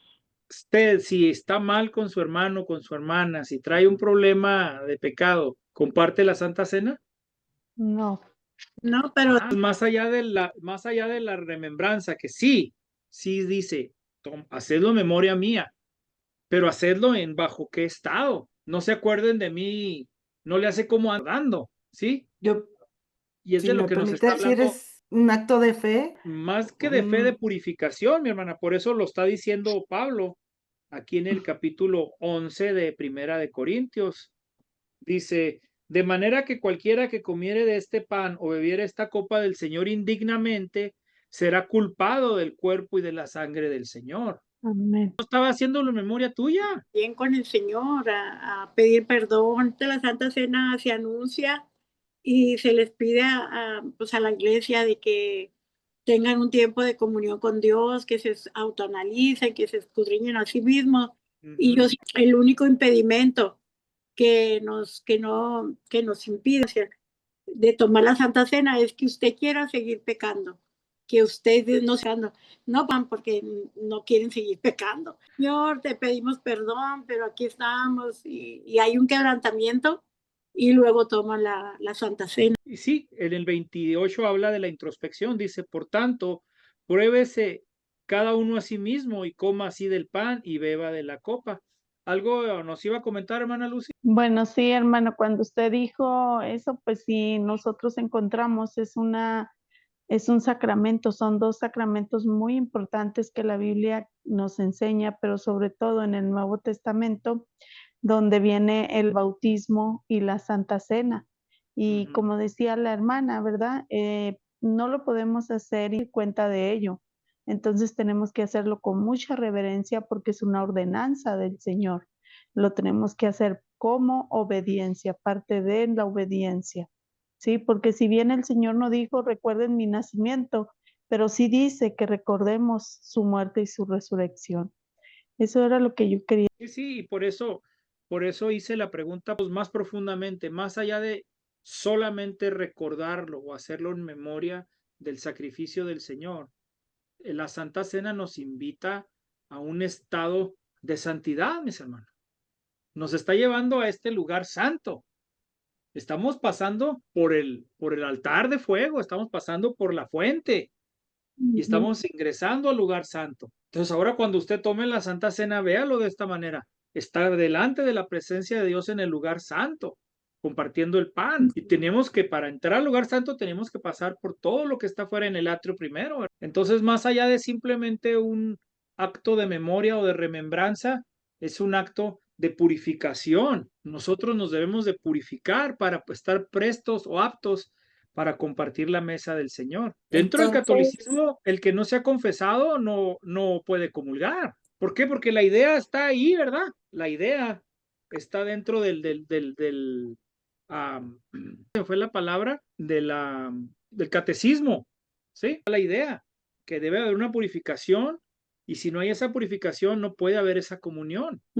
Y no se nos olvide que nosotros como evangélicos pues partimos de ahí, ¿de dónde más? ¿De dónde salió el evangélico o el protestante? Sino del catolicismo. De hecho, hermano. El catequismo es muy similar, demasiado similar. Entonces, ¿sí, de hecho, hermano, hay iglesias muy conservadoras que no permiten, si usted no es miembro de la iglesia, no le permiten participar. Y se lo aclaran el por qué, porque cuando el Señor hizo ese acto, no lo hizo con los 5,000, con los que a él le predicaba, sino con nada más con sus seguidores, con los que realmente creían en su ministerio. Así como si la membresía le va a dar santidad, mejor aún es el llamado a esta purificación, hermano. Y que nosotros, como ministros o como laicos, de cualquier manera entendamos que debemos de entrar en un estado de purificación para compartir la mesa del Señor y recibir los beneficios de esta mesa. Si es sanidad, gloria a Dios. Pero si es santidad, pues aún más gloria a Dios. Pero sí tiene que haber un estado de purificación nuestro para poder compartir la mesa del Señor. Eso de la membresía de las instituciones diferentes, ¿verdad? También dentro del catolicismo, si usted no es bautizado, pues no puede comulgar. Eso son sus reglas. También en la iglesia evangélica, si usted no es bautizado, creo que tampoco, no estoy muy seguro, pero algunos sí podrán decir que si no es bautizado no puede compartir. No en todas, ¿verdad? Muchos sí compartirán de la mesa del Señor y se les expone la razón por la cual puede causarles problemas y se invita a que la persona sea creyente. Porque luego cualquier persona que entró por primera vez y está a la iglesia compartiendo la mesa del Señor y se acerca y come, si no se le explicó, pues, ¿verdad? Hay que explicar, por eso Pablo lo dice así y por eso también se lee esto mismo en los manuales, en las diferentes iglesias, se trata de hacer este estado de introspección, de que uno debe estar bien para compartir la mesa del Señor. Amén, hermano. Pues más allá de algo de remembranza, es también un acto de purificación. Y a esa purificación viene el fruto de vida, de sanidad. Pues eso nos desviamos poquito en esto, porque yo en lo personal sí creo de alguna manera que interviene en nuestro cuerpo, ¿verdad? Y la hermana Vicky también nos da un testimonio al respecto. Y es como está en el libro, pues aquí está, la vida de sanidad, que es lo que encontramos en el pan. También encontramos que nos ayuda a compartir o a ser compartidos, que nos ayuda a no ser envidiosos, no sé, a compartir entre nosotros, el fellowship o la convivencia cristiana. Y otra vez aquí dice salud, pero ahora divina. Ya esta salud está hablando de algo espiritual, ¿verdad? El alma. El alma. Un alimento espiritual, ¿a qué se refiere? A crecimiento, a edificación. En el Antiguo Testamento solo Aarón y sus hijos podían comer del pan. En el Nuevo Testamento todos somos sacerdotes y estamos invitados a comer de él. ¿Amén? ¿O nomás vamos a ser sacerdotes? Todos somos sacerdotes. Todos somos sacerdotes, así es. Si no, aquí está la palabra. El sacerdocio. Mas vosotros sois linaje escogido, real sacerdocio, nación santa, pueblo adquirido por Dios, para que anunciéis las virtudes de aquel que os llamó de las tinieblas a su luz admirable. Wow. Este es el versículo que hizo que temblara por completo a Martín Lutero, hermano. Dijo, ¿cómo que somos real sacerdocio? Veamos esto más detenidamente. Primera de Pedro 2:9. En primer lugar, somos un linaje escogido, lo que significa que Dios nos ha escogido desde antes de la fundación del mundo para ser parte de su familia. No somos una casualidad o un accidente, sino que fuimos intencionalmente elegidos por Dios. Aquí sí nota ahí un poquito de calvinismo ahí, medio, poquito ahí de repente de predestinación, pero diciendo en cuanto al preconocimiento de Dios. El real sacerdocio es, por lo tanto, un concepto poderoso y transformador que lleva a los creyentes a vivir de una manera que honre a Dios y que avance su reino en la tierra.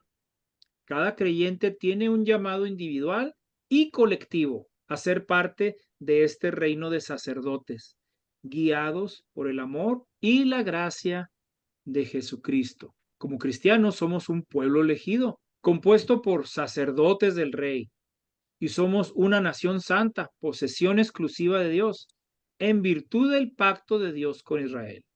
Los judíos habían sido elegidos por el Señor común, fueron apartados de todos los pueblos de la tierra y se les confió la responsabilidad de demostrar la gloria de Dios al mundo. Y por último, somos un pueblo adquirido por Dios. Esto subraya el costo de esta relación, la redención a través del sacrificio de Cristo.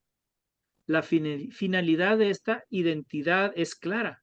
Los creyentes son llamados a anunciar las virtudes de aquel que os llamó, lo que implica una misión activa de testificar sobre la gracia y el amor de Dios en sus vidas. Mande. ¿Alguien iba a hablar? Ok, me parece. Lo que implica una misión activa de testificar sobre la gracia y el amor de Dios en sus vidas. Por algo lo dijo el sabio, ahorita lo vemos. La iglesia de Cristo en el Nuevo Testamento es una nación santa de sacerdotes reales. Jesús amó a su iglesia y dio su vida para santificarla, habiéndola purificado en el lavamiento del agua por la palabra. Según Efesios 5:26, somos una nación santa, no por nuestra propia capacidad de ser santos, sino porque Cristo nos dota de su poder divino, que nos da y dice la palabra, todas las cosas que pertenecen a la vida y a la piedad nos han sido dadas por su divino poder,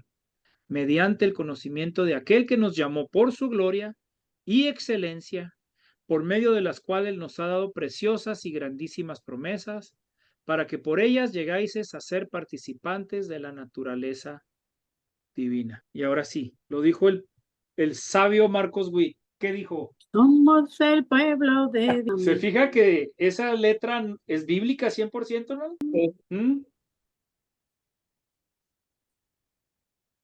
Amén.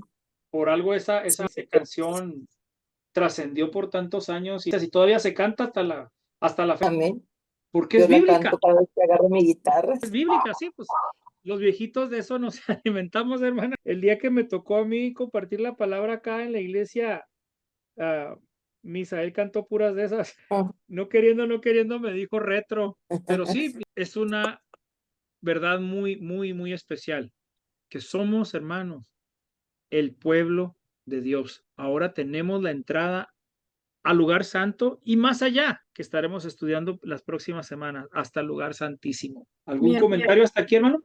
Encontré ahorita en Mateo 12, donde dice que en el tiempo iba Jesús por los sembrados en un día de reposo y sus discípulos tuvieron hambre y comenzaron a arrancar.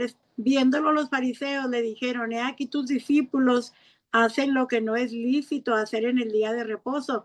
Pero él les dijo, ¿no habéis leído lo que hizo David cuando él y los que con él estaban tuvieron hambre?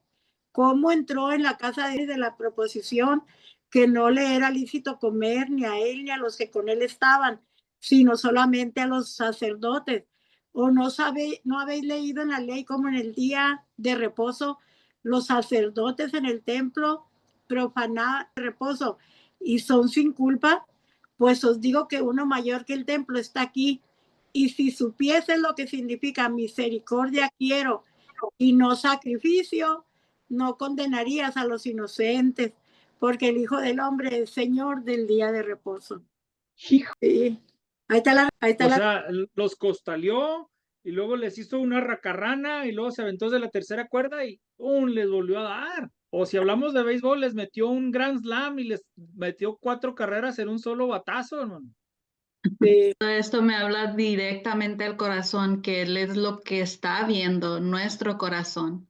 Los hijos de Eli también hicieron lo mismo, ¿verdad? Pero sus corazones no estaban bien, ellos estaban haciéndolo por ser malos.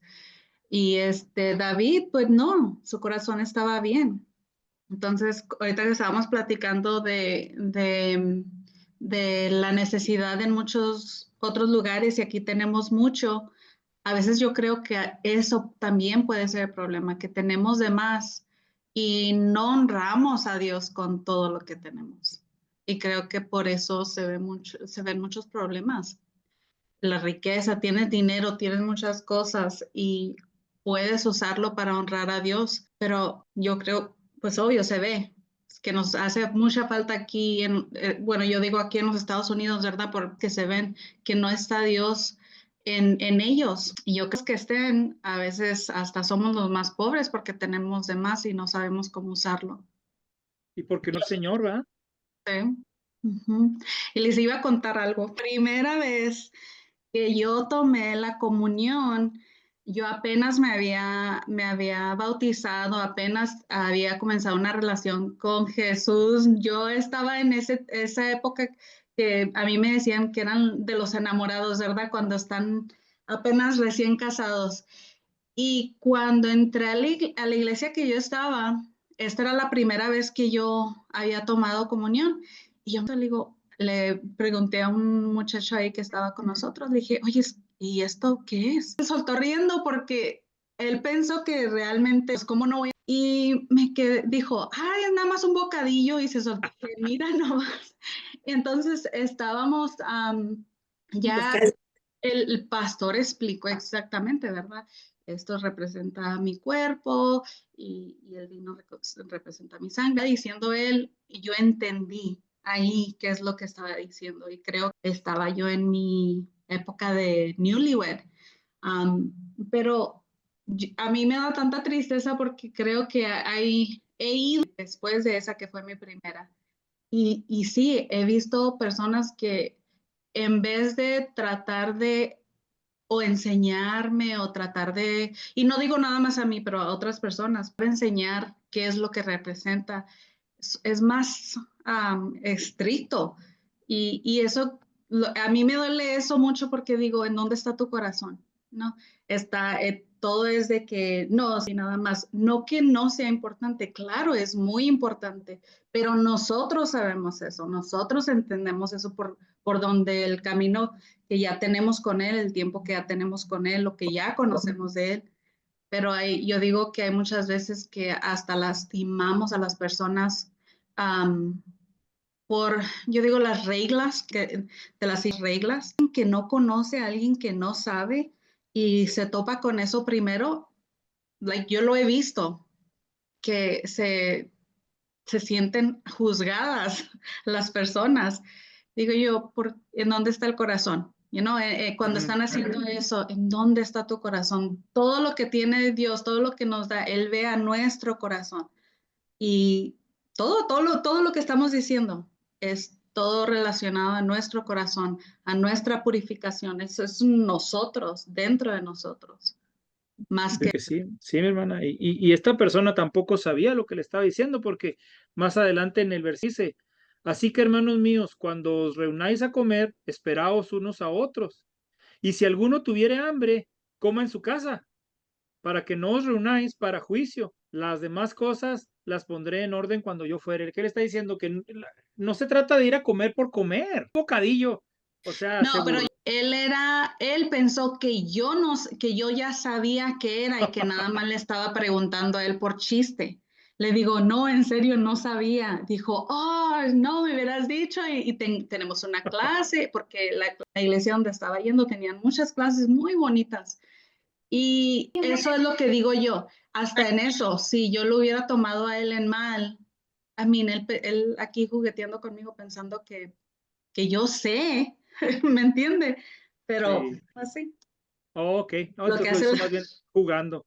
Sí, un poco de irreverencia, pero de esa permitida entre cristianos, ¿verdad? No sé si Era vieron, uno. últimamente salió un video de un pastor que estaba bien entrado en la predicación y en la pantalla de enfrente del altar le estaban poniendo, ya córtele, pastor, ya se pasó el tiempo. Los de la media le estaban poniendo, ya, espera, y el pastor lo ignoraba, seguía, él estaba bien entradote, y le ponían con letras rojas, así que flashaban, ya, pastor, pare. Y a veces entre cristianos tenemos ciertas libertades, ¿verdad? Hermanos, el que no habló ahora nada fue Juan, ¿me extraña? No, aquí estoy, aquí estaba batallando con la cama. Le tuvimos que dar la Ok. vuelta, pero no, que estoy escuchando, como te diría, los comentarios de cada quien y sus estas trayectorias. Ok, nada más. Sí, no más, tranquilo. Ok, está bueno, Sí, pues ándale. sí. Yo como fiel católico que fui hasta la fecha, pues ya como me volví a casar, es mi segundo matrimonio, y ahí ya no soy católico, soy con el sacerdote con que fui a confesarme. Así es que ya no sé ni dónde quedo, pero pues, no me rehúso a ser católico, es lo que crecí ahí y continúo ahí, nomás que pues ya no soy activo como antes y tiene mucha validez el concepto de qué es lo que el pan y vino, pero para mí siempre ha sido la forma más ¿cómo te diría? Más fuerte, más causadora de escándalo el momento que Jesús dice que yo soy este es mi cuerpo y mi sangre. Para el judío eso era el acabose, eso era el peor que herejía, ¿verdad? Era algo totalmente, Contrario. sí, o sea, hasta como que voy a comerte tu propia carne, era un insulto tremendo. Creo que eso era parte de la onda de que se dejen los apóstoles, de dejar de pensar que somos judíos antiguos o judíos no reformados. Al momento que aceptan esto, en un siguiente paso más directo.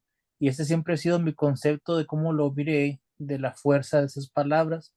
Y ya pues ya más de grande, pues entonces ya traté de encontrar un poco más de sentido a cómo podemos tratar de trasladar algo este, físico y que lo aceptemos al mismo tiempo am, como, Como algo espiritual. como algo espiritual. Y precisamente de los sacramentos, la iglesia en general, la historia de la iglesia, hubo un tiempo en que había 17 sacramentos. Luego lo bajaron en algún otro concilio a 13 y luego sé que fue bajado a 11 y por último fue bajado, que son los 7 sacramentos dentro del catecismo católico que hay ahorita en la actualidad. Para nosotros los evangélicos hay 2 sacramentos y uno que está ahí como que sí, como que no, que es el matrimonio.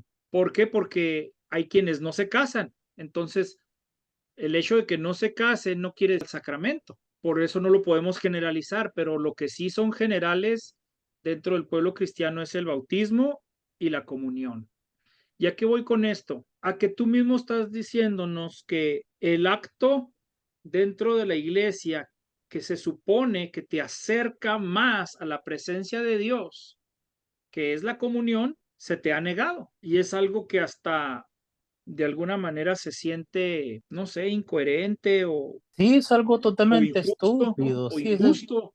es una posición de la Iglesia Católica muy tonta, muy cerrada en el aspecto bueno, De que es más importante el símbolo que lo que significa.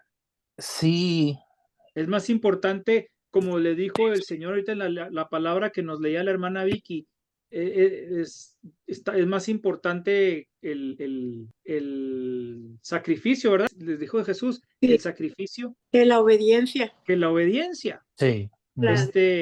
O sea, el problema del pacto con el judío es que todo era muy legal, muy sobre la letra. Y el problema católico es que continúa en ese fariseísmo, en ese legalismo, en esa darle más importancia al símbolo que lo que realmente simboliza o significa.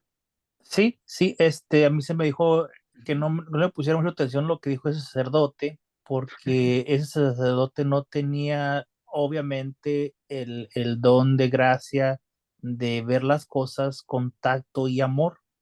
que todos los problemas que como cristianos que somos, tenemos que primero verlo con el amor de que tanto se nos habla en la Biblia constantemente. Se tiene que resolver primeramente por el medio del amor.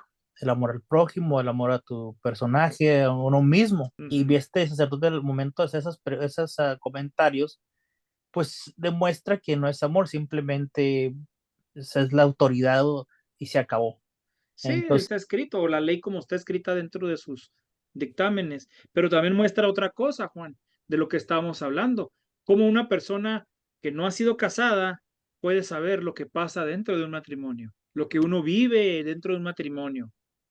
¿Cómo sí, puede saber del fracaso de un matrimonio si ni siquiera ha estado casado? ¿Cómo puede empatizar un padre contigo si nunca ha estado, o con una mujer si nunca ha tenido que aguantar a un marido borracho? O no sé, ¿verdad? sí.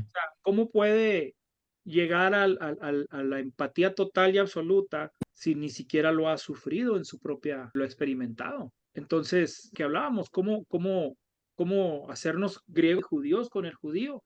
Pero ¿cómo? Bajo esas limitaciones es mucho. Y qué bueno que hablas del amor, porque yo ahorita necesito que me amen mucho, mis hermanos. Más Ya que vi la otras tarea, veces. ya vi la tarea. Ya me tengo que Más que dormir. otras veces, hermano. Mucho, mucho más que otras veces. Se oye doble porción. Ahora le voy a de que le pusieron al pastor, de que ya córtele. Ay, bueno, cuando menos ya sonrió poquito la hermana Lucy porque no la veía que sonriera nada. No me quiere amar nada. Díganos, No, no, ¿cuál es la tarea? ¿quién inventó la tarea? Que alguien me explique. Si se recuerdan, mis hermanos, hablamos de un proyecto final al principio de la clase, ¿verdad? ¿Sí se recuerdan o no quieren recordarse? Sí, sí, no recuerdo. Pues tenemos 3 semanas, esta y las 2 que siguen, para elaborar este ensayo, un ensayo con un tipo de, no sé, de artículo, casi como un artículo. Un artículo ya son 6,000 palabras, pero un ensayo es entre 1,000 palabras más o menos. Que los que hemos estado haciendo anteriormente son pequeños ensayos o no sé, otro título que se le pueda dar dentro de los márgenes de la escritura. 500 palabras por página considerando una tipografía de Times New Roman o de Arial también, para los que tienen uso de Word Office. Tamaño número 12 con renglón sencillo, no más probable 500 palabras, entonces serían 3 páginas, 1,500 palabras, o su equivalente, ¿verdad? Los que escriben en diferente formato, y pues ahí les va a ir diciendo cuántas palabras escribieron, y es más o menos un mínimo de 1,500 palabras o 3 páginas en ese formato acerca de lo aprendido en este curso, hermanos. Por eso digo que hay que irlo empezando a hacer porque todavía falta estudiar dos puntos más y ahí se va a terminar el curso. Entonces, más o menos de lo que debe de decir o de lo que se debe de hablar. Estos 3 puntos me parecieron a mí más centrados, pero usted puede hablar de otros puntos, usted puede extenderse cuanto quiera extenderse, pero mínimo tiene que hablar acerca de la importancia del tabernáculo para el pueblo judío, o sea, qué significaba para ellos, y luego mediante este plan perfecto de cómo nos damos cuenta de que no solamente fue hecho para ellos, sino fue para mostrarnos lo que estaba por venir, que era la venida de Cristo. Entonces la elaboración y el uso del tabernáculo en el plan perfecto de Dios, y luego esta obra salvífica de Cristo y la entrada permanente, estamos viendo en la última clase. Estos son 3 ejemplos nada más. Usted puede tocar otros puntos, otros temas personales también o testimonios, pero sí mantenga una línea de una secuencia en lo que está escribiendo, porque los mejores escritos tal vez hasta los publiquemos, hermanos, una vez que sean mandados allá a la Universidad de California. Algunos de estos pueden inclusive ellos decidir publicarlos dependiendo de su escrito, así es que échele ganas. Hemos estado practicando la escritura y yo sé que ustedes van a hacer muy bien con este trabajo final, por lo cual no les tarea de aquí a esta semana, sino más bien ya que trabajen en este proyecto final. ¿Cómo la ven, mi hermano? ¿Sí me siguen amando o ya no me aman? Entonces va a ser, ¿qué es el tabernáculo para el judío? Pues son ejemplos, sí, son ejemplos. como judío para nosotros. ¿Y qué más? Pues por eso les puse la lectura Hebreos. Como siempre en la tarea, todos esos puntos. O sea, lo mismo, mire, hermano. Les puse Hebreos 8 y 9 como lectura. Cuando ustedes lean el capítulo 8 y el capítulo 9 de Hebreos, se van a dar cuenta de cómo el escritor de Hebreos agarró todo lo que hemos estado hablando y nos lo expone en esos dos capítulos. Lo habla desde principio a fin. Entonces, cuando usted lea estos dos capítulos de Hebreos, va a entender mejor. Entonces, básese en lo que leyó en Hebreos y todo lo que usted haya aprendido, váyase así como va a Hebreos y vaya explicando qué aprendió, ¿no? Y va identificando y va acomodando. Entonces, estos 3 puntos que yo puse, hermano Uciel, son como para que se dé una idea de más o menos el contenido de lo que debe de estar en el escrito. No tiene que ser específicamente esos puntos, pero esos puntos, si no se le ocurre nada, yo sé que con esos tiene suficiente. Pero si se le ocurre más, qué bueno, gloria a Dios. ¿Ya me expliqué mejor? Sí, ya lo entendimos mejor. Bueno, yo sí ya lo entendí. ¿Alguien tiene alguna duda? ¿Nadie? En cuanto dijo tarea, me quité el audífono. Dije, a ver, ahora hábleme por acá donde dice no tarea. ¿Alguno me borró de su lista de oración? ¿Me sacó de su cuarto de guerra? No. De lugar. Me conste que les pedí que me amaran más, hermanos. Yo sé que sí pueden. Haga su mejor esfuerzo porque es lo más importante. Amén. Y usted ha progresado. Yo lo sé, yo lo he visto, yo lo he leído, pero usted también personalmente sabe cuánto ha progresado en cuanto a la escritura y cómo antes me escribía 20 palabras y hacía en cada renglón para escribir más. Y ahora, wow, me llegan unos escritos ya escritos en computadora y algo muy bueno. Así es que créanme, hermanos, que si estoy ayudándoles a algo más profesional, no sé más adelante qué clases vengan, qué universidades tengan ustedes acceso. Y así es que donde le pongan a hacer cosas difíciles, realmente a decir, esto ya, para mí ya es papilla. El hermano Luis Granados nos puso una zarandeada antes, ya nos enseñó, ya nos ayudó a entender. Cuando uno entrega este tipo de trabajos en la universidad, hermanos, tiene que entregar una página de presentación primero y luego un prólogo y luego ya el contenido. Y en el principio dice de qué va a hablar y luego empieza hablando de lo que va a hablar y al último da una conclusión donde habla de lo que habló y dijo que iba a hablar. Y así son esos escritos que así tienen que ser. Piden de 6,000, 7,000 palabras, tesis hasta de 10,000, 15,000 palabras. Para los doctorados, sus tesis son como de 20,000 palabras más o menos, o sea que son un libro, y así sucesivamente. Entonces, conforme vayan avanzando ustedes en niveles, van a ir usando cada vez más esto y es bueno que lo vayan aprendiendo. Los que ya lo saben, porque ya lo saben. Hermana Erika, hermana Yuri, desde un principio siempre me han mandado unas tareas bien escritas, bien profesionales, con título, con el nombre del maestro, el nombre del alumno, fecha, número de página, wow, o sea, que yo veo luego quienes ya aprendieron esto antes, ¿verdad? Y los que no, pues lo están aprendiendo ahora. Así que avancé, por favor, no me odien, no veo caras muy felices. Les va a ir bien, de veras, les va a ir bien y no hay tarea más que la lectura de Hebreos capítulo 8 y capítulo 9 y de ahí se va a dar una muy buena idea de lo que tiene que escribir. Amén. Amén. La escritura esta no te la debemos hasta Es final, es examen Ok. final, sí. Es nada más leer lo que... Tienen como 3 semanas para escribir esto. Ok. Y les recuerdo que esa calificación es ¿dónde está? ¿Dónde lo dejé? Aquí está. ¿Se recuerdan la primera clase? Esta es. Entonces el proyecto final tiene el 20% de su calificación. Así que no se asuste, la asistencia ya le da el 10%, todo 7%, y este 20% de aquí está, yo confío en que los devocionales, entonces ya es un given, las tareas, todos han estado entregando tareas, excepto una o dos personas que nomás me deben una, a veces que andan muy bien en tareas, está el 30%, así que ya de 30%. Ya con este último trabajo solamente vale el 20%, no se estresen, no es tanto así. ¿Me puedes confirmar que recibiste mi tarea? Sí, yo ¿Por email? recibí una apenas Ya van varias. decía cuatro por email. Sí, todos. Sí, que no pude abrir porque mi teléfono no las podía bajar, algunas de email, pero sí las recibí también hoy las de la hermana Erika y recibí anoche las del hermano Benji. También la hermana Margot también me mandó. No, el que me mandó también fue Juan, me los mandaste creo el domingo, ¿no? El lunes. Fue el lunes. El lunes, sí. Y la que no he encontrado yo, voy a ver qué es lo que está pasando mal, hermana Lucy. Yo sé que hay una que no he leído suya. Eso ahí sí. Lo que voy a hacer es que voy a las que tengo y le voy a mandar cuáles he leído y ahí vamos a encontrar si es que falta una, ¿ok? La mía. Ok, hermano. Ahora se las volví a reenviar. Pero no me llega nada, hermano. Voy a ver si si se van a otra bandeja. A lo mejor están en spam o algo. Chequeo eso de seguro. Ya mandé 3. Mande. Sí, también las suyas, sí, hermana. Sí las recibí las suyas. Ok. Entonces, sí, nunca he batallado, siempre me llegan bien. Hermano Uciel, ¿cómo anda, mano? Ya me voy a poner las pilas. Yo sé que andabas fuera y andabas en viaje misionero pero No, y traía un que tenga de cosas, pero ya voy a... Bueno, ahí te espero, para que al corriente. Bueno, hermanos, ya nos pasamos bastantísimo. Sí.